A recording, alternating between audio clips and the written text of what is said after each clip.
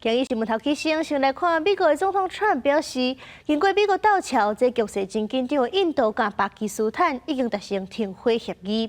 不过，煞是过无几点钟，这印度控制喀什米尔地区，哪像就搁出现炮火声音，印度就随批评巴基斯坦违反协议。受印度总理莫迪的翁仔，巴基斯坦民众情绪愈来愈悬，也迫其伫街路庆祝印巴两国停火。जिस टेस्ट में cyber attack हो, फजाई हमले हो, डिफेंस हो, हर तरह से चारों खाने चेक किए हैं।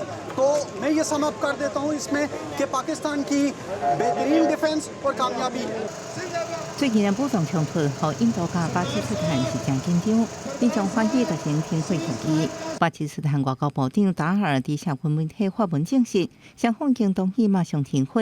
印度总理莫迪也主持国防安全高级官员会议掌握情势。美国总统川普也发文表示，经过美国伫中调解了后，真欢喜宣布印度甲巴基斯坦已经同意马上全面停火。It was agreed between them that both sides would stop all firing and military action on land and in the air and sea with effect from 1700 hours Indian Standard Time today. 不过，这拄要传出好消息，印控克什米尔地区夜空都互人看到出现红色闪光甲真大声音。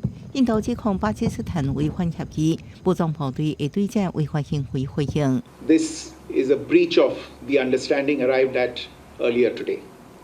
The armed forces are giving an adequate and appropriate response to these violations, and we take very, very serious notice of these violations.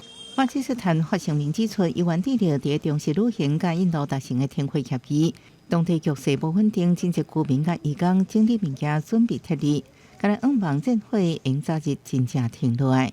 记者综合报道。